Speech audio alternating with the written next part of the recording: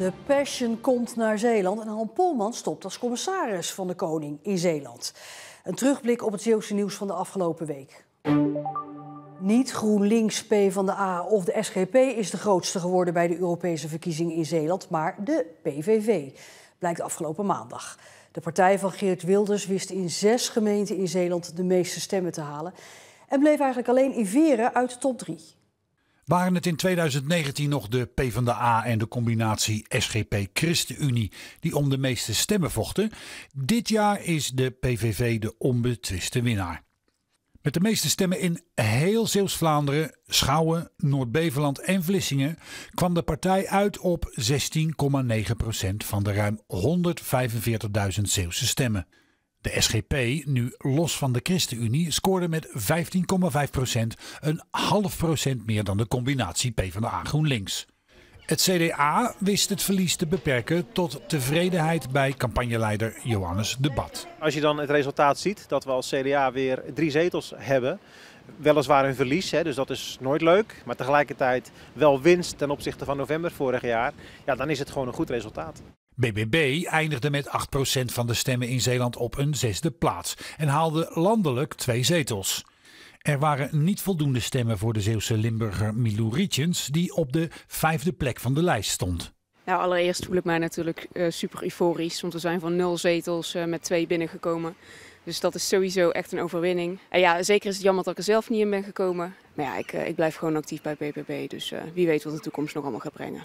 Er blijven 2 Europarlementariërs over met Zeeuwse roots na deze verkiezingen. Kim van Sparretak van GroenLinks PvdA, geboren in Vlissingen en opgegroeid in Middelburg, maar nu wonend in Brussel en Rotterdam. En SGP'er Bert-Jan Ruijsen, die een groot deel van zijn leven in Zuid-Beveland doorbracht, maar nu woont in Krimpen aan de IJssel. Op het overbelaste Zeeuwse stroomnet heeft netbeheerder Tennet toch nog wat extra capaciteit kunnen vinden. En dat betekent dat sommige bedrijven die nu op de wachtlijst staan, nu toch extra energie kunnen krijgen. Maar er is lang niet genoeg voor iedereen.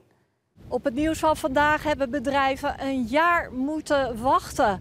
Hoeveel stroom kon Tennet nog uit het veel te krappe Zeeuwse elektriciteitsnet wringen? Dat was spannend. Tot vanmorgen. We hebben ruim 400 megawatt aan capaciteit weten vrij te spelen. Goed nieuws voor bedrijven, want alle investeringen liggen nu al een jaar stil. Zoals hier bij Elopak in Terneuzen. Voor de komende jaren zouden we samen met de andere locatie, hier aan de andere kant van de straat, zo'n 7 megawatt nodig hebben. Dit zijn de pompen voor hal 2 en hal 3. We hebben dan hal 5 daarachter staan en hal 1.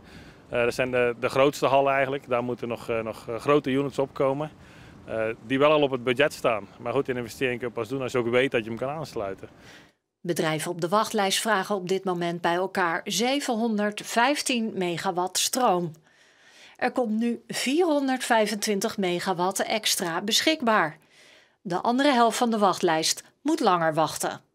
De resultaten voor het noorden van Zeeland, dus de regio Bevelanden en Walcheren, is positief. Daar kunnen we een heel groot deel van de wachtlijst faciliteren. Maar in Zeeuws-Vlaanderen helaas niet. Daar kunnen we slechts 1 partij faciliteren. Welke bedrijven bij de gelukkigen horen is niet duidelijk. Dat wordt over een maand bekendgemaakt. Voor Zeeuws-Vlaamse bedrijven ziet het er slecht uit. Het betekent wel voor een bedrijf als dit van welke beslissingen worden uiteindelijk genomen. We zijn een internationaal bedrijf. Grote investeringen worden vanuit het hoofdkantoor in Noorwegen bepaald. Maar als je hem niet kan aansluiten aan de stroom, dan heeft het geen nut natuurlijk. En dan gaat het mogelijk naar een andere locatie of krijgen die voorrang, wat voor ons uitstel betekent. Spannend voor Elopak en voor andere bedrijven. Krijgen zij stroom of blijven zij nog jaren op de wachtlijst? Hoe lang hebben we nou nog te maken met wachtlijsten in Zeeland? Nou, ik denk lang, om heel eerlijk te zijn. We zullen herijkingen doen en dat betekent ook dat we zo nu en dan wellicht weer een deel van de wachtlijst kunnen wegwerken. Maar de echt structurele oplossing, dat is toch het bouwen van nieuwe infrastructuur. En dat duurt helaas lang. In Zeeuws-Vlaanderen duurt dat nog minstens 11 jaar. Zorgelijk vindt werkgeversorganisatie VNO-NCW. ja, de komende jaren zijn er natuurlijk nog steeds meer bedrijven die ook nog wat uitbreidingsplannen willen hebben. Die ook willen uitbreiden. Ja, die komen ook weer op die wachtlijst en die moeten toch zo lang wachten. Dus zeg maar voor het vestigingsklimaat van nieuwe bedrijven, maar ook voor de uitbreidingsmogelijkheden van je bestaande bedrijven, betekent het gewoon wachten en kijken van, ja, kan ik naar andere locaties toe? Er zijn ook bedrijven die best overwegen om over de grens te gaan richting België. Om te zeggen van, ja, dan moeten we misschien daar gaan uitbreiden. Dat zou natuurlijk een kwalijke zaak zijn. De extra capaciteit is een pleister op een zware bloeding. Want de wachtlijst neemt nu wel een beetje af, maar zal de komende jaren nog veel verder gaan groeien. Want de Zeeuwse economie heeft veel en veel meer stroom nodig. Verrassend nieuws dinsdag. De Passion komt voor het eerst naar Zeeland, naar Terneuzen. Daar zijn ze dan ook in hun nopjes met de komst van deze grote liveshow over het paasverhaal. Als je voor me staat, smelten mijn gedachten. Geweldig, dat is fantastisch voor Terneuzen. Elke positieve reclame is voor Terneuzen reclame. Zeeuws-Vlaanderen is eigenlijk altijd wel een beetje een ondergeschoven kindje. Dus ik vind het eigenlijk wel leuk dat zo'n evenement ook een keer in Terneuzen komt. Soms sluit ik even mijn ogen, soms zie ik spoken. En op zo'n moment kan ik Het is de allereerste keer in Zeeland en Terneuzen is de eerste stad. Echt waar? Oh, dat treft me. En wanneer komen ze dan? In april, met Pasen. Oh, geluk. En gaan jullie kijken? Tuurlijk wel. Dan gaan we misschien kijken. Dan moeten we dat doen, hè? Ja. Dat moeten we doen, ja. Nou, dat vind ik wel leuk voor Terneuzen. Dat wel. Gaat u zelf ook kijken? Nee, dat denk ik niet. Om de Passion naar Terneuzen te halen was er een intensieve lobby van de provincie, bedrijven die het evenement steunen en natuurlijk de gemeente zelf. We zijn heel blij als Terneuzen om als eerste Zeeuwse gemeente, want Passion komt voor het eerst naar Zeeland, om daar gastheer van te kunnen zijn. Dus we gaan daar een fantastisch evenement ontvangen. Daar hebben we heel veel zin in. Het is een heel groot evenement. Hoe ziet dat er dan financieel uit? Is het duur om dit te organiseren? Wat kost het voor Terneuzen? Als regio wordt er een bijdrage gevraagd. Hè. Dus de regio draagt aan de totale productie zo'n 3 ton bij en dat doen we met elkaar. De provincie betaalt daarvan het grootste deel. Terneuzen en een aantal bedrijven in de regio de rest. Maar alle partijen zijn ervan overtuigd dat de opbrengst van het evenement een heel stuk groter is dan de kosten. Nou is er tegenwoordig ook een hemelvaartseditie van de Passion en ook die komt naar Zeeland, naar de gemeente Sluis. Het was woensdag een spannende dag in Zeeland voor bijna 3.500 eindexamenleerlingen. Ze hoorden of ze geslaagd waren en of hun middelbare schoolcarrière er dus op zat of niet. Het was wachten op dat verlossende telefoontje van school. Hallo, goedemiddag. Hallo meneer. Yes. Eindelijk. Het duurde lang meneer. Ja, oké, tot vanavond. Doei. Bedankt. Het verlossende woord is eruit, het verlossende telefoontje is binnen. Ja, zeker. Die is eindelijk binnen. Heel lang wachten, maar dan is het ook wel heel fijn. Gefeliciteerd jongen, goed gedaan. Was je er zenuwachtig voor? Ja, vanochtend viel het mee, maar naarmate het 12 uur was en iedereen appjes stroomde binnen van mensen die geslagen waren of gezakt. Dan denk je toch van ja, het mag nu ook wel komen dat belletje. Dan begint de spanning toch wel echt te stijgen naarmate de tijd vordert. En juist net vanwege die zenuwen had hij geen zin om thuis te gaan zitten wachten op dat telefoontje. En daarom was hij gewoon gaan werken.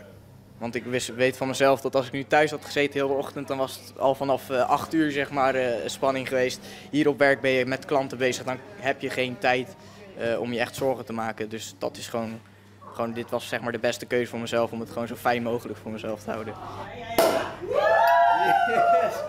En Levi is zeker niet de enige die iets te vieren heeft. Ook deze leerlingen van CSW Bestevaar hebben alle reden voor een feestje. Was het spannend tot het laatste moment? Ja. Was je zenuwachtig voor dat telefoontje? Zat je echt op je nagels te bijten? Ja, ook.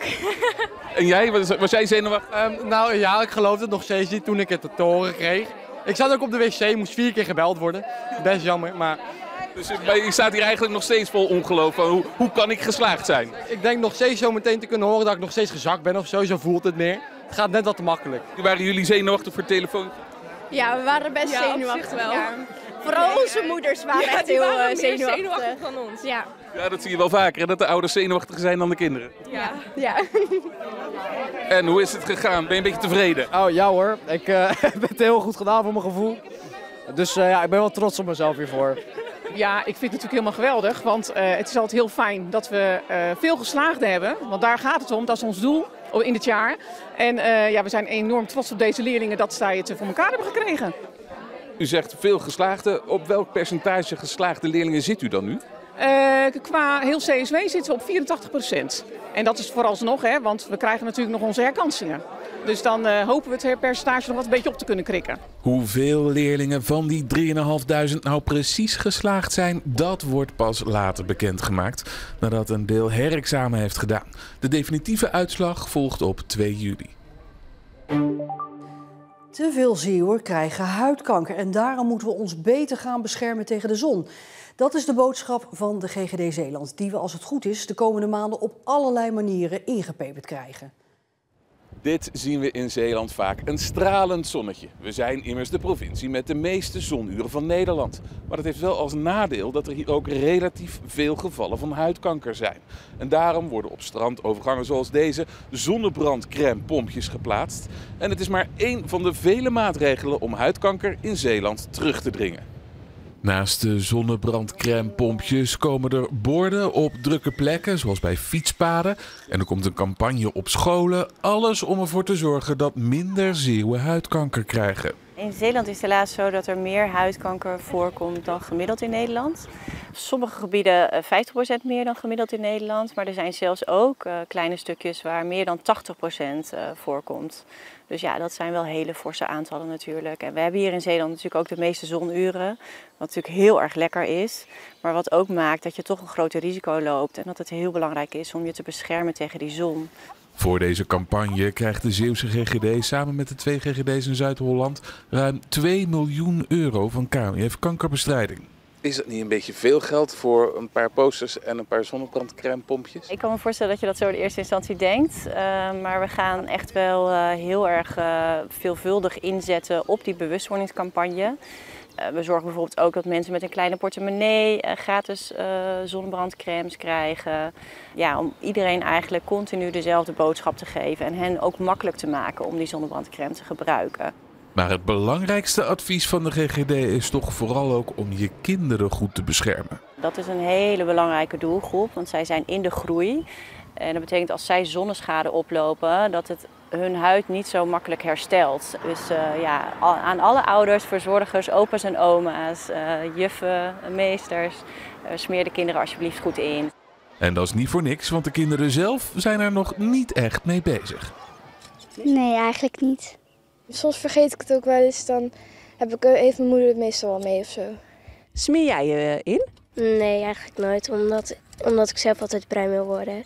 Want dat doen we gewoon iedereen eigenlijk, in ons gezin dus. Daarom gaat de GGD volgend jaar ook voorlichting geven op scholen. Met lesmateriaal, met schaduwdoeken. We willen ook heel graag zorgen dat onze gemeentelijke buitenwerkers goed beschermd zijn met UV-beschermende kleding. We willen heel graag inzetten op de sportverenigingen. Dus dat is eigenlijk de bewustwording met name die we willen creëren onder de Zeeuwse bevolking. De GGD wil dus dat we er straks niet meer omheen kunnen. Dat is in ieder geval wat wij heel graag willen. Dat ze elke keer weer tegenkomen en elke keer weer aan herinnerd worden van oh ja, we moeten onszelf beschermen tegen die zon. Binnenkort worden de eerste borden en zonnebrandcrèmepompjes geplaatst. Maar voor de GGD is dat dus nog maar het begin.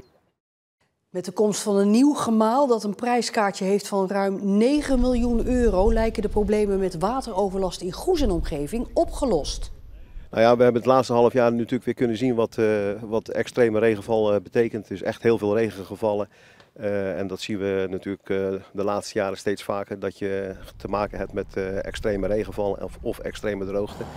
En dan is het goed dat we zo'n gemaal hebben die zorgt dat het water afgevoerd kan worden.